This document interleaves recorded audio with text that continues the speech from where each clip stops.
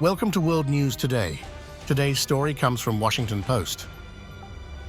A Russian missile strike appeared to target Ukrainian President Volodymyr Zelensky on Wednesday, landing near his motorcade in the Black Sea port city of Odessa, where the president was meeting with Greek Prime Minister Kyriakos Mitsotakis. Zelensky and members of the Greek delegation were not harmed, despite the missile landing some 500 feet away, Greek officials told the Protothema news outlet.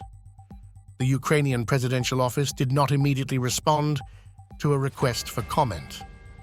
Foreign leaders have made frequent trips to Ukraine throughout the country's 2 years of war with Russia, and this isn't the first time there has been a strike on a city at the same time as one's visit.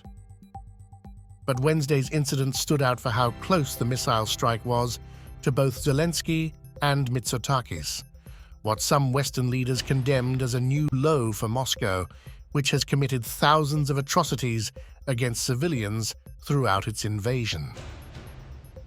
Zelensky has frequently traveled throughout Ukraine during the war and has often visited frontline locations at great risk. But Wednesday would mark one of the closest calls for both the president and a visiting foreign leader. Nearly 2 years earlier, in May 2022, it was Michel who was scrambling for cover in Odessa during another missile strike. On Wednesday, Mitsotakis was quoted by the Ukrainian state broadcaster as saying, "We heard the sound of sirens and explosions that were very close to us. We didn't have time to go to a safe place." It was a very striking experience, Mitsotakis added. "We understand that this war concerns everyone. There are no people who are outside of the war.